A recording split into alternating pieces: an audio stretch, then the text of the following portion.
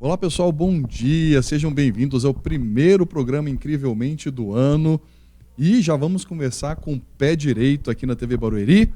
Primeiro, deixa eu dizer bom dia para a Renata, para começarmos com esse grande assunto de hoje. Bom dia, pessoal. Feliz ano novo a todos vocês, né? Que tenhamos aí um ano abençoado, com muitas realizações, muita saúde. E para o nosso primeiro programa do ano, né? Aqui a gente escolheu pessoas especialíssimas para estarem conosco hoje. Doutora Thaís Faria Coelho, doutor Benedito Amorim, que são pessoas que estão aqui conosco para várias outras coisas. Então, por que não a gente já começar com o pé direito, com um assunto que está aí em alta, né? Que é a neurociência. Neurociência na educação, no processo de aprendizagem, que é a especialidade aqui da doutora Thaís, né, Thaís? Renata e Bruno, muito obrigada pelo convite. É um prazer gigantesco estar com vocês e com o doutor Benê aqui do meu ladinho. Muito obrigada mesmo, ainda mais para falar de um tema tão especial, né? Sim. É um tema que até acelera o nosso coração, né, Benê? Pois é, muito bom estar aqui com vocês, né? E com vocês também, iniciando mais um ano de comprometimento, parceria, educação, esclarecimento, né? Na verdade, desmistificando algumas coisas e ensinando como que funciona essa máquina fantástica que cada um de nós temos aqui, que é o nosso cérebro. E o uso desse recurso no processo de aprendizado, de educação, é algo que é importantíssimo, né? Porque a formação é a base do que nós somos, da nossa história, da nossa vida, da nossa profissão, do nosso futuro. E é um programa realmente tão especial em relação aos temas que a gente vai comentar daqui a pouco. Neurociência, educação, saúde mental, porque eu, Renata, Benê, com o nosso foco em saúde mental, temos sempre que pensar, obviamente, na educação. Até porque quando a gente comenta sobre um processo de psicoterapia, de hipnoterapia, a gente está falando sobre reeducação. Não da forma como nós vamos comentar agora, mas é, mais uma vez, um processo de aprendizado que, uma vez que seja assimilado, muda várias formas de se pensar, de agir, de sentir. Então, vamos agora colocar em foco a educação. Como a neurociência pode atuar junto da educação para trazer resultados para os professores, para os profissionais da área, e não só para eles, mas para os alunos também, né? O que eles obtêm de privilégio de passar por um processo que não foi desenhado aleatoriamente, mas que foi estruturado com base em ciência. E aí a gente vai colocando também a saúde mental, né, já que a gente sabe, não tem nenhum tipo de técnica suficiente que possa ser aplicada se a pessoa não tem condições mentais ou de saúde para poder fazer com que isso ocorra na prática. Sabe, Bruno, que isso que você coloca é algo muito importante. Uma das minhas brigas, guerras, é com a graduação. Porque a graduação passa 3, 4 anos com o aluno e não ensina as ferramentas da neurociência para esse aluno que se forma em pedagogia, por exemplo. E esse aluno chega no primeiro dia na sala de aula, a hora que ele coloca o pé, ele entra em desespero, porque ele se depara com inúmeros laudos e ele não sabe o que fazer com o aluno TDAH, com o autista, com dislexia, com a síndrome de Tourette. E ele pensa, meu Deus, será que eu faltei na faculdade, nesse semestre, nesse ano, a faculdade toda? Porque aonde está a prática? Né? E a ferramenta, a neurociência, ela traz ferramentas tão práticas e tão simples de serem aplicadas e que causam um impacto tão positivo nas aulas, criando aulas memoráveis, aulas que impactam. Aquela questão de bater o sinal do intervalo e o aluno está ali ouvindo o professor falar e não saindo correndo e deixando o professor sozinho dentro da sala de aula. Então, eu acredito que aquele professor que tem contato com a ferramenta da neurociência é um divisor de águas profissionais na vida dele. Né? E trazendo a questão da saúde mental, que vocês muito bem abordam essa temática, o professor precisa dessas ferramentas para ter mais saúde mental. Porque o que acontece? Num ranking de síndrome de burnout, o professor é o número 1. Sim, verdade. Né? Porque ele está quase arrancando os cabelos, porque ele não sabe o que fazer dentro de sala de aula, é indisciplina, é o aluno que não participa, não entrega um trabalho, são os pais cada vez mais descompromissados entre a parceria escola e família. Terceirizando a criação. Terceirizando a criação. Né? E o professor se vê sem tempo para a família, porque ele tem que preparar a aula. É uma profissão que eu falo que o professor trabalha antes, durante e depois. A gente trabalha antes preparando a aula, durante dando a aula e depois corrigindo os trabalhos, corrigindo os exercícios e já voltando para um novo planejamento. Então, ele não tem tempo de ir no cinema, ele não tem tempo de curtir a família no final de semana. Aquela culpa, muitas vezes, de que, poxa, eu trabalho o dia inteiro com criança, chego em casa, eu estou tão cansada que eu desconto nos meus filhos. Sim. Eu não tenho tempo para eles, Eu não tenho tempo para eles, e isso gera culpa e derruba a saúde mental cada vez mais.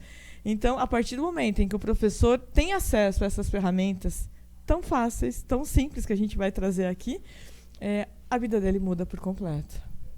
Para quem não conhece, a doutora Thaís, ela tem um instituto de pós-graduação de neurociência na educação já, né, para professores da área. E a doutora Thaís tem muitos anos de experiência, e mais de 20 anos de experiência, né, doutora?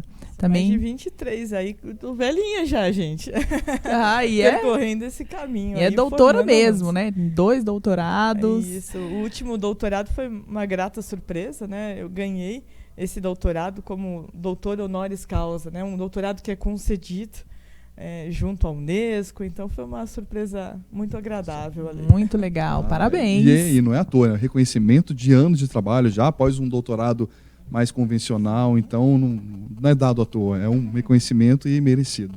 Parabéns. Eu acho que muito mais do que esse reconhecimento é a quantidade de alunos que passaram pela formação, né? Ou seja, não apenas os alunos que passam pela formação em neurociência, mas as vidas com que cada um daqueles professores impacta nas suas salas de aula, nas suas escolas, naquele seu meio. E que a Thaís estava falando sobre o impacto na graduação em pedagogia, na própria medicina, e eu creio que em qualquer outra área que você se forme, ao lidar com seres humanos, com mentes, com cérebro, com pessoas, você realmente acaba muitas vezes não tendo aquele preparo para cair para a vida, né? Para o jogo de verdade ali acontecendo. Eu lembro o primeiro paciente que eu atendi, primeiro exame que eu tive que ver lá sozinho, e embora fosse um exame de tomografia que fosse normal, né? O quanto eu estava realmente... me sentia preparado. Eu fiz uma graduação, uma residência, especialização em instituição assim, de reconhecimento, mas todo mundo tem dentro de si aquele ponto assim, de fraqueza, né? de dúvida. Será que realmente eu estou preparado ou não? Isso é conhecer a si mesmo, conhecer como que o seu cérebro, sua mente funciona, né? E como que você pode lidar com essas pessoas. E quando você cuida de pequenas vidas, aqueles aluninhos, e muitas vezes quando aqueles alunos eles têm algum problema que já exige um desempenho além do normal, aí fica ainda mais complicado. Juntando esses pontos aqui, esses 3 pontos colocados aqui, dá para perceber que quando você vai preparar um professor, talvez fosse fundamental não só apenas essa entrega da parte técnica, mas ela precisa muitas vezes estar acontecendo também junto com esse preparo mental e saúde, como o Benê colocou. E mais do que isso, que eles possam aprender também sobre essa parte mais estruturada do conhecimento. Eu posso te ensinar a trocar uma luz, mas não é só isso. Eu preciso te ensinar também de onde vem a energia para essa luz. Qual é o fio que faz com que a energia, de forma correta, consiga chegar até ali para que aquele interruptor funcione? Então, é o que a Thaís estava falando. Muitas vezes, quem sabe, eu não sei exatamente como mas quem sabe na faculdade os professores sejam preparados para ensinar a ABC. Mas não são, talvez, preparados da melhor forma para ensinar o que fazer para que o ABC possa ser colocado no cérebro daquela criança e que para essa informação possa ser assimilada e não seja um ABC, mas seja grupo de neurônios estimulados com a repetição correta, com a intensidade correta, de uma maneira que isso possa ser, de fato, estabelecido ali dentro como uma memória que vai ser utilizada por essa criança posteriormente. Então, muitas vezes, os professores talvez precisem desse aprofundamento na estrutura que faz com que o que eles ensinem seja, de fato, funcional e duradouro. Exatamente, porque aí entra uma questão muito importante. As metodologias que a faculdade utiliza, que a graduação utiliza, já estão um pouco ultrapassadas. Né? Por exemplo, se a gente pega uma criança hoje, antigamente demorava 2, 3 dias para abrir os olhinhos. Ficava enrolado ali num charutinho preso. Hoje eles já nascem soltos, com a touquinha que a maternidade coloca, eles já estão tirando. Celular na mão, quase. Né? Quase com o celular na mão. E tem mais um agravante. A pandemia mudou. Ela acelerou em muito esse processo educacional. E o professor hoje se depara com 3 realidades. De um aluno que lá na pandemia assistiu às aulas online, participou, entregou o trabalho, teve pais participativos ali. Então, esses alunos aprenderam e voltaram agora para um presencial sabendo o conteúdo. A gente tem um segundo grupo de alunos que, por dificuldades financeiras ou de logística, não tinham acesso, ou tinha um computador em casa para 4 irmãos. Então, não conseguiu acompanhar para valer todas as aulas e ficou com um déficit de aprendizagem. E a gente tem um terceiro grupo, que é aquele que ficou dormindo. O pai e a mãe não acordou e ele não assistiu, ele não aprendeu nada. E esses 3 grupos de alunos estão na mesma sala de aula. E se esse professor não souber ter um jogo de cintura, de entregar um conteúdo de modo que revise para quem já aprendeu, ensine quem não aprendeu, tire a dúvida daquele que está no meio do caminho. Muito jogo de cintura, né? Muito jogo de cintura. Né? Ele vai sofrer um burnout ali e não vai conseguir nem chegar no final do ano letivo. Né? Então, é muito importante essas ferramentas. E aí, Bruno, durante toda essa minha trajetória, eu fiz muitos cursos de pós. Eu adoro estudar, eu amo estudar desde sempre. E eu encontrava uma barreira muito grande, que era só a teoria. A teoria é importantíssima, né, Rê? Mas ela tem que caminhar ao lado da prática para fazer sentido para você. E quando a gente fala da neurociência educacional, é isso, é trazer a teoria com a prática. Você quer aumentar a ocitocina, a GABA, você quer aumentar foco, concentração, memória do seu aluno? Então já faz isso. Já tem o beabá ali, já sabe o caminho certinho. Né?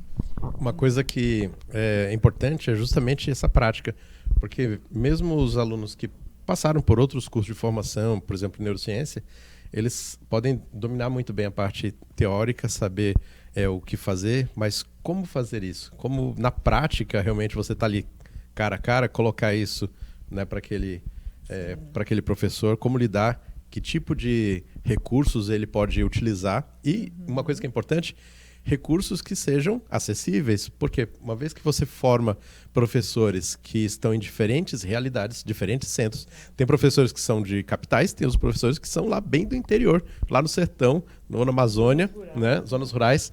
Então, você saber a teoria é muito bom e é fundamental, mas a prática que atenda à realidade e o regionalismo de cada uma dessas situações, né? Importantíssimo. E além de todos esses desafios que você falou, né, da pandemia, de todo esse processo, ainda tem a própria questão do nosso século, que é a questão do celular, dos tablets e como que as crianças estão lidando com isso de uma maneira ainda perdida, né? Acho que está todo mundo meio perdido ainda, até em relação aos malefícios que isso traz, né, para o cérebro mesmo e para o processo de aprendizagem, Thaís, como que isso vem afetando como tanto os professores, isso é um desafio para eles, e para as crianças, principalmente, né, adolescentes, que estão com essa realidade aí tão presente, né? Como que tablets e excesso de tecnologia está influenciando no processo de aprendizagem? Uma coisa que eu vou completar, a pergunta da Renata para a Thaís é o seguinte, já que esses dispositivos, eles são realidade e não tem como virar a cara, tirar, como tornar isso de uma forma útil no aprendizado, no processo? Boa. Exato. Excelente pergunta de vocês dois, porque realmente veio para ficar a tecnologia. Né? A gente não consegue hoje tirar um celular, tirar um tablet, tirar um videogame. E desde que o uso seja com bom senso, ok. Né? Você pode utilizar para fazer pesquisas, você pode utilizar ali até para uma diversão, desde que você também pratique pular uma amarelinha, pular corda, brincar de pega-pega, brincar de esconde-esconde. O grande problema é que quando tira todo esse restante, né? Então eu tiro, por exemplo, um jogo de pega-varetas, tão simples, tão besta, né? Mas que trabalha com habilidades motoras finas que vão ajudar a criança depois a encaixar um lápis e ter toda essa motricidade. Um outro agravante muito grande é o digitar. Quando nós escrevemos à mão, é comprovado cientificamente que o escrever à mão causa muito mais conexões, muito mais ativações neurais, inclusive em áreas de aprendizagem, de memória, de interpretação de texto, do que simplesmente o digitar. Então, é algo que é muito importante o professor intercalar. E como que ele pode dar uma aula atrativa frente a tudo isso? Como que um professor chama a atenção mais do que o celular, com o YouTube, com os aplicativos, com todos esses jogos? Utilizando alguns gatilhos. Né? E um dos principais desses gatilhos são os gatilhos sensoriais e os gatilhos de curiosidade. Esses gatilhos sensoriais, por exemplo, e aí a gente se depara com 2 tipos de professores. A gente tem o professor A e a gente tem o professor B. O professor A é aquele que entra na sala de aula e fala para os alunos: abram um livro na página 14, vocês vão ler um texto sobre a importância da maçã para a saúde e depois vocês vão responder os exercícios. Esse tipo de professor A é bem conhecido. Acho que todo mundo já teve um professor Bem A conhecido. na vida, né? Eu tô querendo saber qual é o segundo, porque o A eu O A é o conheço. normal. É né? o único conhecido, quase, né, amor? Já o professor B é aquele professor que entra na sala de aula com um saco plástico preto, chacoalhando alguma coisa dentro desse saco. E aí ele vira para esses alunos e fala: o que tem aqui dentro? E já dispara uma curiosidade. O nosso cérebro ama a curiosidade. E aí ele deixa esses alunos tocarem esse saco, aos sentidos, né? Começando pelo primeiro, o tato. Até que um vai falar: é uma bolinha, o outro vai falar: é uma pera, aí um fala: é uma maçã. Acertou. Aí ele abre e tira uma maçã vermelha e uma maçã verde. E fala: será que tem diferença entre a maçã vermelha e a maçã verde? E deixa os alunos mais uma vez tocarem, sentir o cheiro da maçã. Depois ele pega essa maçã, ensina a lavar corretamente a maçã, corta essa maçã em pequenos pedaços e dá um pedacinho da maçã vermelha e um pedacinho da maçã verde para cada um dos alunos. Ou seja, ele trabalhou com todos os sentidos. Depois que ele trabalhou com isso, ele pode fazer a leitura do texto e responder os exercícios ali junto com os alunos. Aí eu pergunto para vocês: qual aluno será que aprende mais? O aluno do professor A, que somente leu, somente teve o visual ali, ou o aluno do professor B, que teve o visual, o auditivo, o gustativo, o olfativo, o tato, teve todos os sentidos. Foi bombardeado de um monte de informação pro cérebro. Sim, várias Exato. conexões Chegou ao por mesmo diferentes tempo caminhos sendo aquela acionadas. informação. Um deles vai chegar. É. Esse mesmo gatilho da curiosidade é aquele que você pode, no final da aula, por exemplo, vamos dizer que você é professor de ciências e você vai dar a aula seguinte sobre cheiros, olfato, chulé. Então você pode, no finalzinho da sua aula, nos últimos 2 minutos, na hora que você viu que está terminando a aula, começar a falar: tô sentindo um cheiro estranho aqui. E começa a andar pela sala. Anda para um lado, anda para o outro, anda para um lado. Até que você abaixa num cantinho da sala e fala: já descobri o que é esse cheiro. Tem alguém aqui dentro com chulé. Vocês querem saber o porquê que tem gente que tem chulé e por que tem gente que não tem chulé? Querem? Então, amanhã, na nossa aula, eu explico para vocês. Que legal. Pode chover canivete, que a mãe pode falar pro filho: fica em casa hoje, tá chovendo. Ele vai falar: não, eu vou porque eu preciso aprender o porquê daquela situação. Sim, né? Então, a curiosidade mesmo. Mesmo, né? Então o professor que consegue... Existem N gatilhos que a gente vai conversar aqui no nosso bate-papo, mas esses 2 principais gatilhos, que é o de mexer com os sentidos, né? E com os sentidos trazendo até uma música. Ah, mas eu trabalho com adolescente, é um terror, como que eu posso fazer? Entra no universo dele, traz uma música, traz um trechinho de uma série Sim. que ele está ali acostumado, que ele gosta. Uma das formas da gente acessar o cérebro de um adolescente é se permitindo entrar no mundo dele. Entrou no mundo dele, dá a mão para ele e vai puxando devagarzinho ele pro céu. Muito interessante, você falando aí e eu lembrando da forma como a gente também faz nos nossos atendimentos, né? Eu tenho certeza que você também estava lembrando disso. Porque, querendo ou não, os atendimentos com hipnoterapia também é um processo de aprendizagem, né? É um processo onde você está ressignificando e trazendo uma nova aprendizagem para a pessoa. E é exatamente isso, né? Um dos princípios é a gente utilizar os sentidos. Então, em vários momentos, a gente pede para a pessoa imaginar o cheiro, né, doutor? Dar uma cor para aquilo, ou imaginar a textura que aquilo teria, né? Como ela está sentindo aquilo de uma forma ao mexer com os 5 sentidos. E é uma forma que ela também está aprendendo mais facilmente e para sair transformada daquele processo, né? Importância aqui que a gente me lembra aqui da teoria e da prática juntos, né? O Benê comentou da importância da gente trazer a prática além da teoria, mas a importância da gente ter uma teoria estruturada que justifica a prática. Então a gente poderia pegar um professor e falar para ele: olha, bota a maçã no saco, entra na sala, chacoalha, e legal, ele vai fazer isso. Mas essa é a única coisa que ele vai saber fazer. Se você ensinar para ele: olha, existe a curiosidade, e o cérebro humano adora curiosidade. Se você fizer coisas novas, o cérebro humano é louco pela novidade. Sim. Então, se você ensinar para ele sobre curiosidade, sobre novidade, sobre quando a maior quantidade de estímulos for entregue, maior o seu cérebro vai estar trabalhando e maior vai ser a chance de absorver essas informações. Quando ele sabe sobre isso, você dá para ele autonomia intelectual. Ele sabe que ele pode entrar com um saquinho para balançar com maçã. Ele sabe que no dia seguinte ele pode chegar com alguma coisa escondida em algum lugar e perguntar sobre. Então ele vai usar a mesma coisa, o mesmo conceito em diferentes práticas. Então, além de entregar a receita do bolo, você entrega por que os ingredientes misturados fazem o bolo acontecer. Isso é um programa que, de fato, faz a diferença no profissional. E o mais interessante é que aqui você está estimulando o sistema de recompensa do cérebro deles, né? Então você concorda que a gente está num ambiente cheio de concorrência, onde existem estímulos muito prazerosos, né? Hiperestímulos o tempo todo. Então, olha com quem você está competindo, com tablet, com celular, com lá. E ali você precisa também acionar esse sistema para que o prazer associado seja muito maior, talvez até do que o tablet que está ali à disposição dele, né?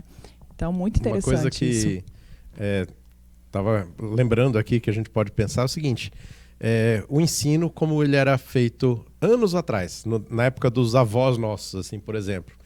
E os nossos avós, eles aprenderam a ler, contar, fazer conta de cabeça e várias outras coisas. E o ensino que tem hoje, né?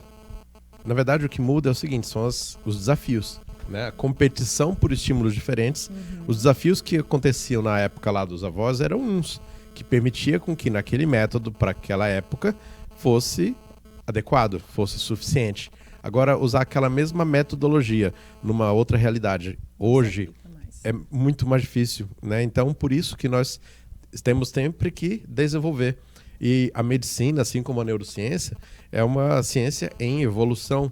Novos recursos, novas técnicas vão sendo aprendidas à medida que nós vamos entendendo mais sobre o cérebro. Hoje nós não temos o conhecimento pleno de como o cérebro funciona, nós nem mesmo sabemos, até mesmo alguns remédios, como eles agem para tratar algumas doenças, por exemplo. E então essa evolução ela vai permitindo para que você vá sempre criando ferramentas que se adaptem à realidade em cada época, para cada indivíduo. A importância, então, da educação continuada de todos esses professores. Porque se eles tiverem aprendido o que o Benê comentou, o que eles vão fazer hoje com o que a Thais comentou lá no início, com os diferentes laudos que são tão comuns hoje. Poxa, eu só aprendi a ensinar ABC. Como é que eu faço isso com o autista? Como é que eu faço isso com pessoas, com diferentes crianças que têm vários e vários laudos que são tão diversos hoje em dia? Então, essa preparação ela é fundamental para o resultado de uma sala de aula, de um grupo de pessoas estarem aprendendo. E todo mundo sai ganhando. Sai ganhando o aluno, que aprende mais, sai ganhando a escola, porque ensina mais, e o professor, porque tem muito mais saúde mental. E o sistema de recompensa, como você muito bem colocou, também do professor. Sim. Uau, eu dei uma aula, os meus alunos aprenderam, Exato, eles a motivação. gostam, motiva Sim. cada vez mais. Porque um cuidado que nós temos que ter é com a fala do professor. Aquele professor que chega, bate na lousa e fala, presta atenção, porque isso daqui é muito difícil, ele já travou o cérebro de todos os alunos dele.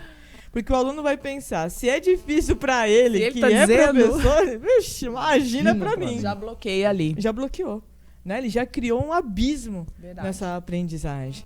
Então, a neurociência vem trazendo ferramentas desde essa conscientização do que eu falo, como eu falo, a importância de trabalhar atingindo os 4 tipos de alunos que nós temos dentro de uma sala de aula.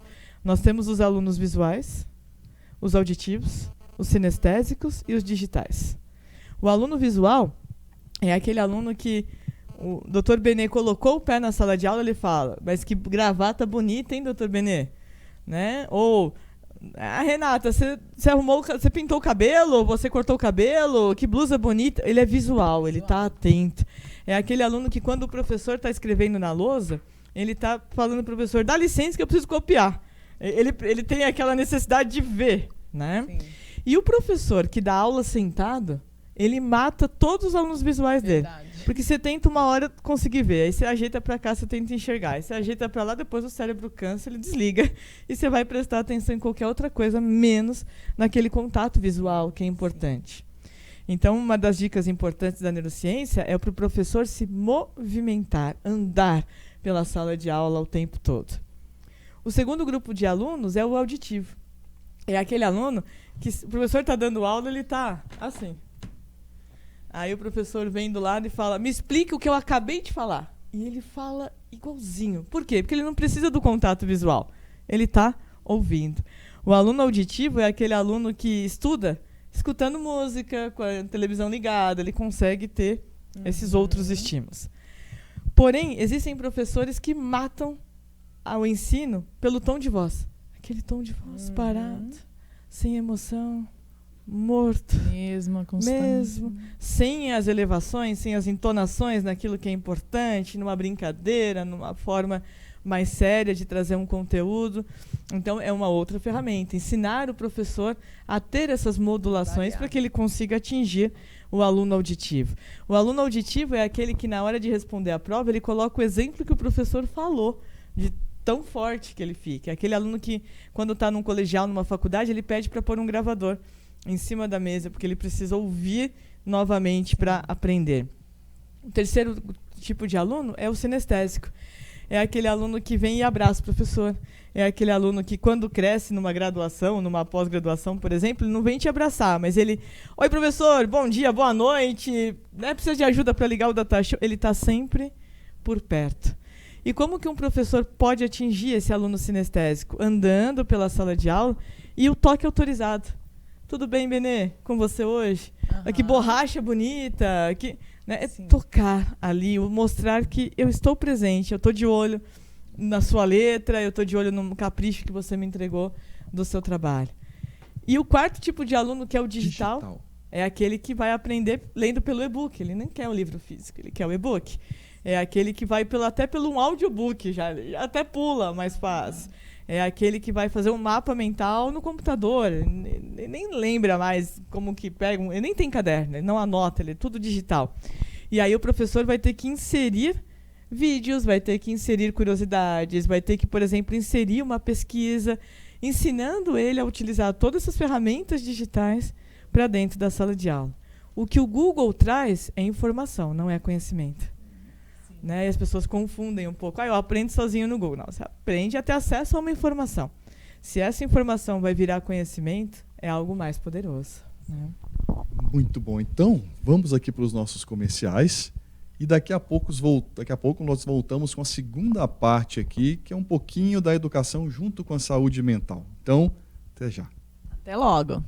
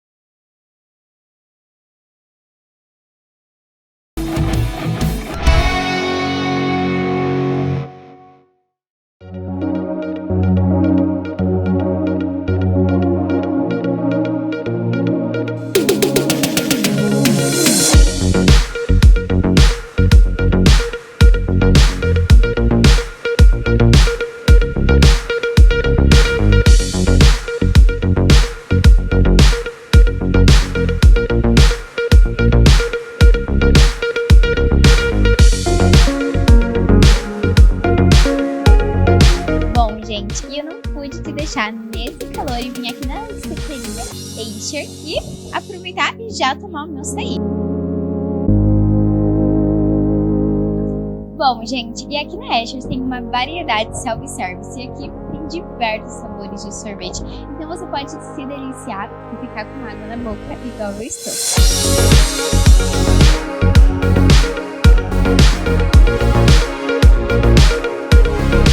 Eles ficam aqui localizados no centro do Beoval e vou deixar a localização aqui na tela diretamente para vocês já virem aqui e se deliciarem igual a mim. Então fica aí, diretora Luísa, para você vir aqui na açaiteria junto com a Digital 5, viu? É realmente maravilhoso.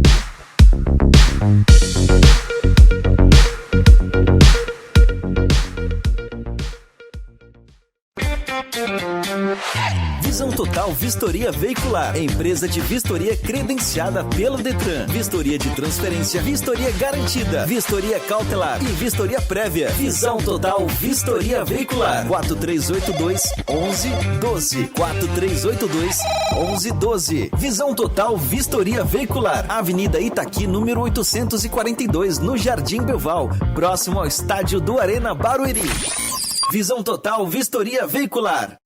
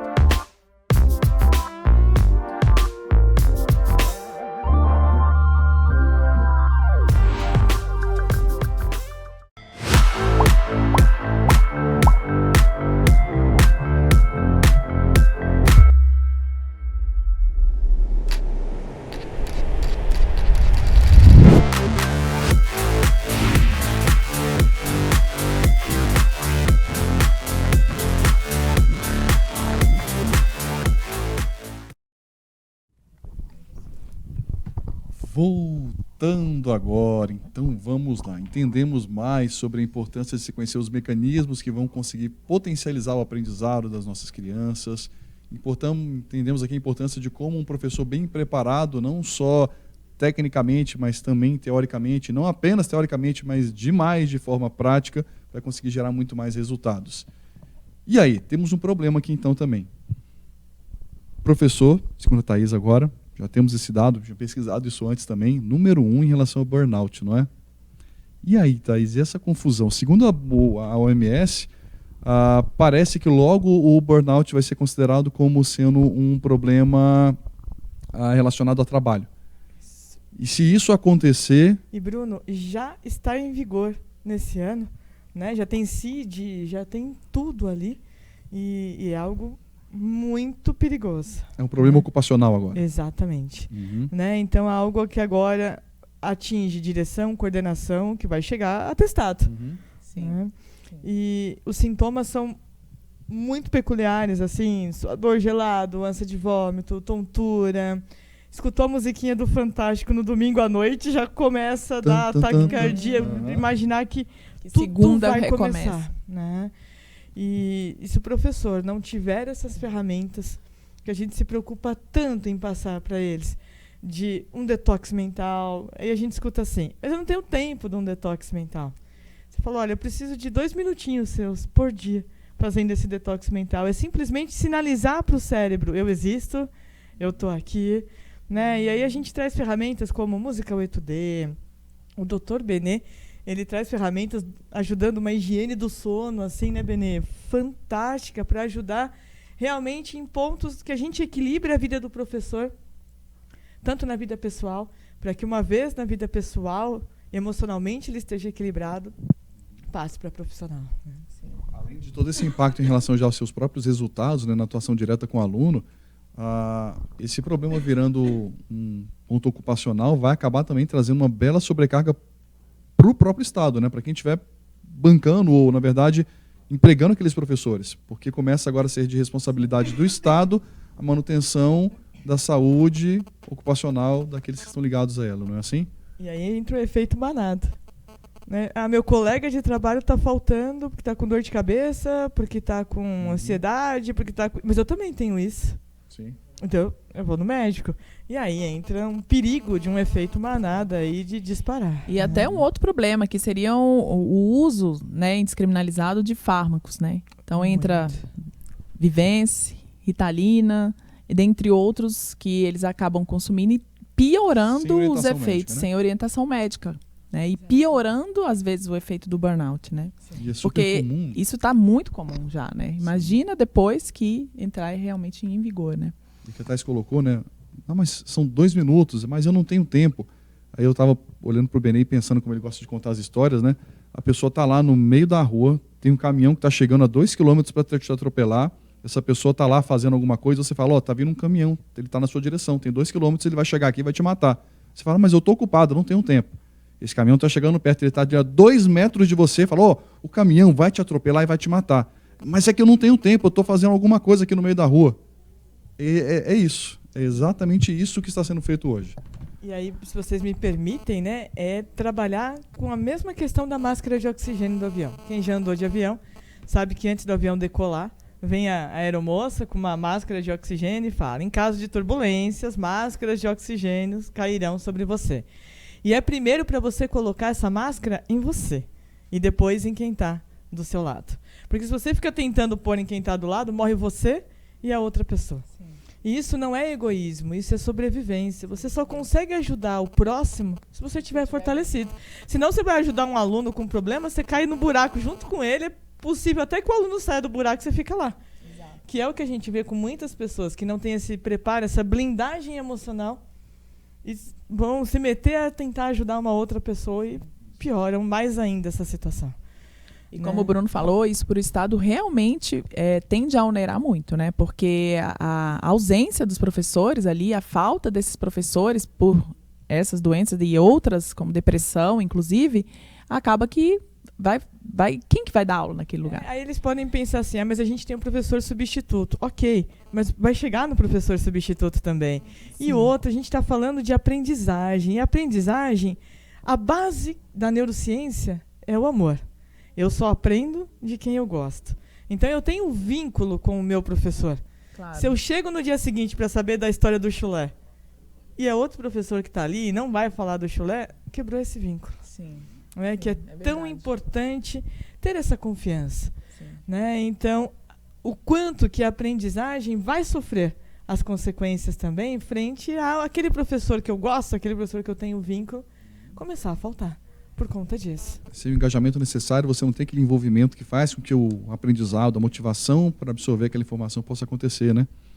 A gente aprende coisas dificílimas porque gosta de um professor. E a gente não aprende coisas básicas, fáceis, porque não gosta, porque não vai com a cara do professor, você já criou um abismo emocional que vai impactar na sua aprendizagem. Na verdade, boa parte do processamento de informações que a gente tem no cérebro, ele ocorre acoplado ao nosso sistema límbico, que processa essas emoções. Então, isso, dependendo do estímulo que você recebe, se é algo positivo ou negativo, o cérebro ele vai selecionar se é algo que ele vai querer guardar ou não, ou se ele vai deixar apenas ali arquivado se houver necessidade de usar algum dia. Né? Então, o impacto realmente que um professor, do ponto de vista de proximidade, empatia com o aluno tem, isso vai influenciar no aprendizado com certeza.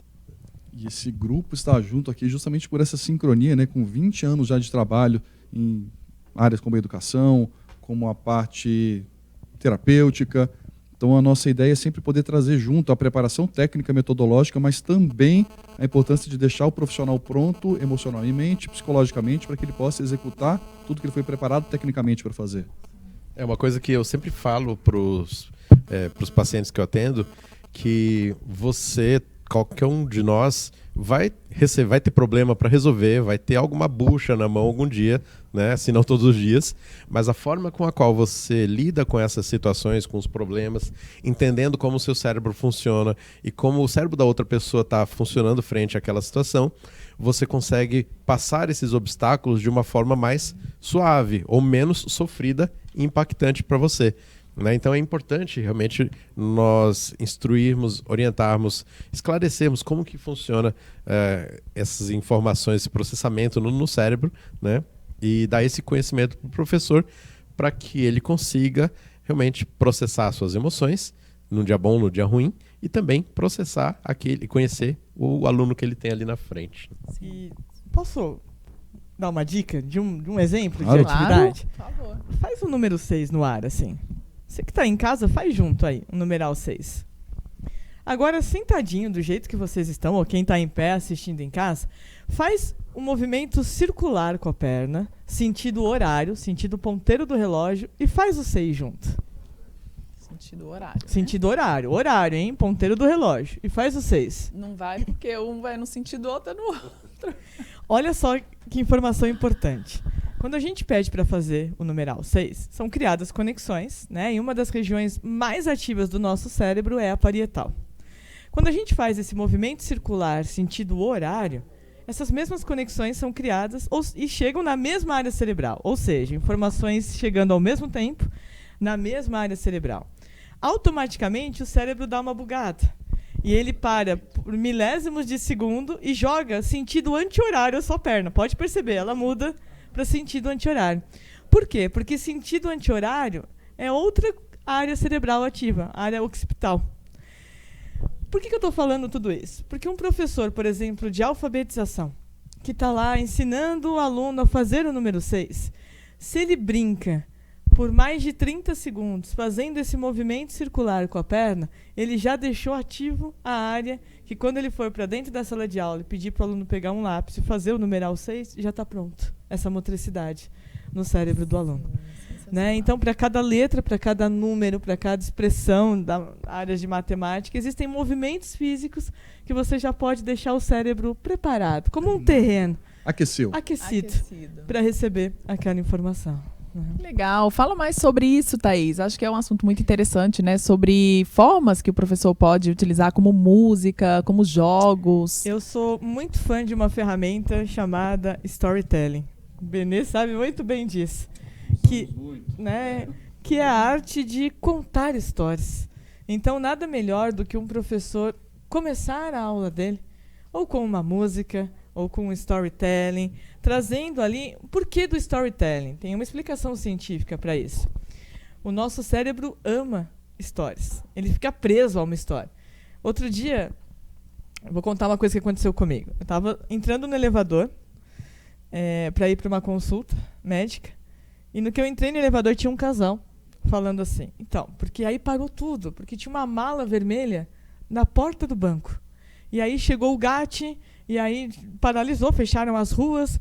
E aí aquele robozinho que vai chegando perto da máquina, a hora que o robô conseguiu acessar a maleta, abriu a porta para eu descer. E eu fiquei paralisada dentro do elevador porque eu queria saber o que tinha na maleta. Era uma bomba ou não era? E eu tive que descer. Então percebam o quanto que o nosso cérebro ele fica preso a uma história, a um enredo. E quando a gente começa uma aula contando uma storytelling, Thaís, não dá tempo. Dá sim. Se você começa a utilizar essas ferramentas, em vez de você perder tempo dando bronca, fulano, senta, para de falar, presta atenção, é o mesmo tempo que você vai contar ali durante um minutinho. Que legal. Aquela história, já potencializando foco, atenção, concentração, para que você insira um conteúdo. Muito legal. Isso fica até para os pais, né? Quando querem ensinar os filhos. Totalmente. Serve para tudo. Né? Até mesmo quando você quer falar a importância de evitar drogas, a importância de evitar álcool, em vez de já chegar com uma informação, eu não quero que Técnica. você use, não quero que você faça isso, conta uma história. Né? O meu vizinho começou a usar, começou a beber, aquele papo de quando eu quiser eu paro, e não parou, e foi perder. Porque o storytelling ele tem um impacto muito maior para o nosso cérebro. Né? E quem faz isso muito bem são esses streamings de série, não é?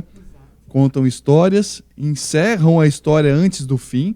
A gente tem um nome técnico, né? Chama efeito Zeigarnik, que é essa coisa do nosso cérebro trazer de volta, ou tender a trazer de volta as memórias relacionadas a assuntos que não foram finalizados.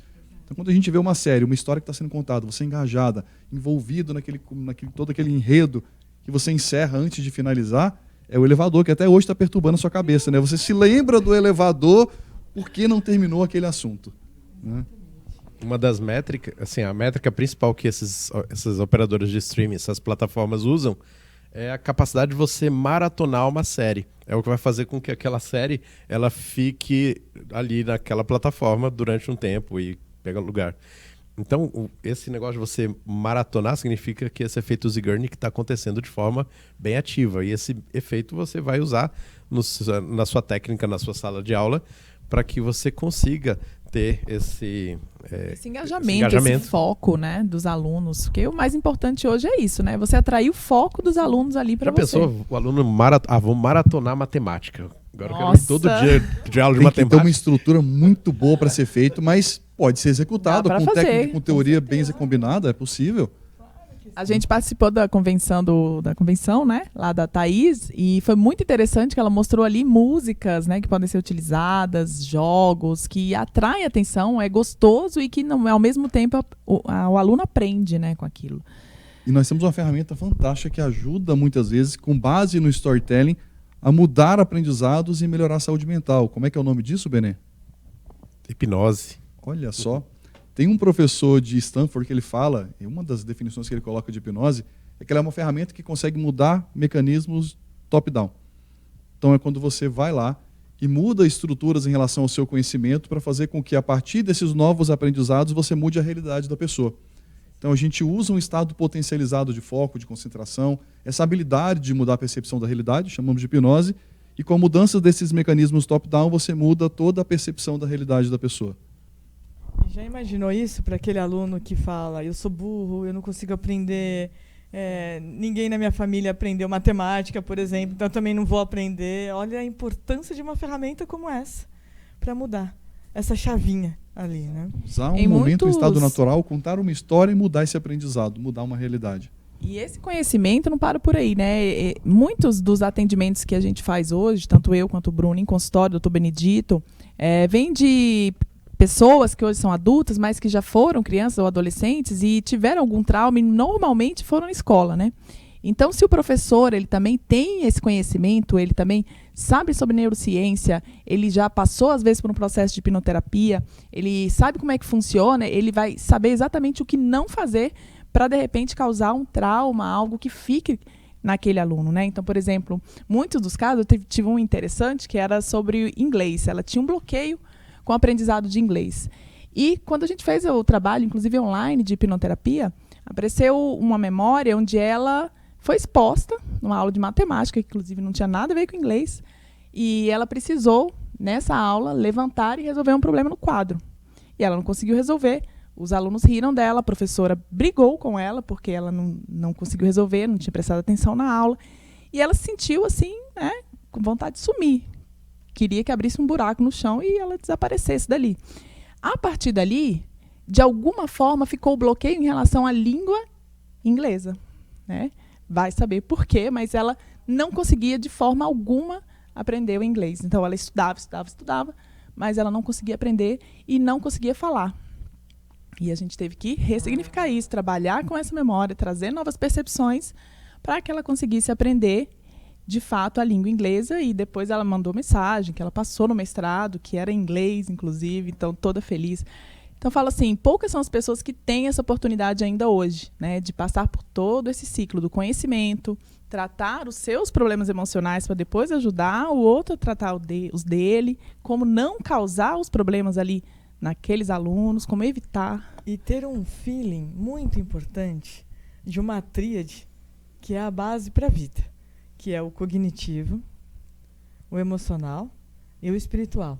Esse espiritual sem envolver esta ou aquela religião, mas despertando a fé, a motivação, o sonhar, né, o planejar, que é aquilo que vai te impulsionar aí, a chegar a algum lugar. E um professor, que é um bom professor, ele trabalha essa tríade dentro da sala de aula. Ele percebeu que aquele aluno que é super participativo hoje chegou com o olho vermelho e não participou. Né? E ele pode, no final da aula, ir lá e falar, tô te achando tristinho, tá tudo bem, se precisar de alguma coisa, eu tô aqui. Né? Então, um bom professor, ele não ensina só o conteúdo. Conteúdo, vocês vão me desculpar a franqueza, qualquer um ensina. O professor está passando na lousa, deu uma dor de barriga nele, ele abre a porta, a tia da limpeza está ali, ele fala, tia, continua passando para mim na lousa isso daqui, ela vai fazer. Sim. Mas aquele professor que vai conseguir encantar, passar o conteúdo, fazer com que a informação se transforme em conhecimento, ele precisa ter toda essa diferença, né? Precisa saber chegar através dessas ferramentas nessa tríade que é tão importante. Uhum. Sensacional. Então, resumindo, neurociência é o caminho para facilitar o processo de aprendizagem como um todo, né? É o caminho aí que está no presente e no futuro. Então, todas as instituições que puderem ter hoje esse estudo, esse conhecimento em neurociência, com certeza vai sair à frente aí no mercado, né? Eu acho que conhecimento da neurociência, ele assim, acaba impactando na educação, no empreendedorismo, marketing, relacionamento, em todas as áreas, né? Mas quando você lida com educação, que é a base da sociedade, a base da formação de um povo, né? Isso realmente é algo que seria bem mais valorizado, né? E também mais proveitoso, né? Se pudesse todos os envolvidos terem acesso a isso. E muitas vezes a gente tem projeto, conhecimento, né, para aplicar isso nos professores, mas também trabalhar com os próprios alunos, né, com as famílias, os pais dos alunos, né? Então é algo que pode expandir além do corpo docente, né, também para os outros que são envolvidos, né, que são os alunos e as famílias. Esse é o mundo ideal. Chegaremos lá, né? Estamos trabalhando para isso, estamos aqui para isso. Acho que é o propósito de vida de todos nós aqui, né? Essa missão, e estamos lá para isso. Bom, chegando ao fim, então, deste programa, que mais uma vez traz tantas informações super demais com o Benê e com a Thaís juntos aqui. Benê, Thaís, mais uma vez, muito obrigado pela participação, por estar aqui conosco. Já fizemos um programa junto no ano passado, o primeiro desse ano, e com certeza vamos ter muito Teremos mais para próximos, teremos teatro. outras vezes. Teremos teatro muito em breve. Vamos falar para o pessoal do Vamos teatro? falar, claro. Qual que é o Pois é. dia? 11 de fevereiro, no Shopping Jardim Sul, no Teatro Jardim Sul. Nós estamos ali com um stand-up chamado Mente Blindada. Com Mente essas feras blindada. aqui, ó. Onde a gente vai levar muitas ferramentas da neurociência e da hipnose para ajudar você a ter uma alta performance. De uma maneira super divertida, né? Super divertida, super acessível a todos. Então leva a família, porque eu tenho certeza que vocês vão gostar bastante. Aprender se divertindo. Se a gente Muito. comentou sobre engajamento, se a gente falou sobre o mecanismo de recompensa, sobre dopamina, que ajuda a concentração, aprendizado, lá vai ter de sobra. Muito. Pois é, vamos colocar Nossa. tudo isso em prática ali com todos para que vocês sintam esse gostinho que nós temos aqui sobre conhecer essa máquina que nós temos, né? Isso aí, 2023 chegou chegando, né? Promete. E teremos também muita prática em breve nas ruas, né? Por que não fazer hipnose aí com as pessoas nas ruas, trazendo aí de verdade, desmistificando o que é essa ferramenta tão útil e tão poderosa que é a hipnose, né? Os próximos Nos programas acompanhem, prometem. estejam conosco. Obrigado pela presença mais uma vez aqui no Incrivelmente, canal Barueri. Um grande abraço a todos e nos vemos no próximo programa. Muito obrigada. E se você gostou, compartilha aí com quem você gosta, hein? Até mais. Tchau, até já. Tchau, tchau, Thaís, Tchau, Benê. tchau. Obrigada pelo Até a Obrigada a volta. vocês. Até mais, Obrigada, tchau, tchau. pessoal.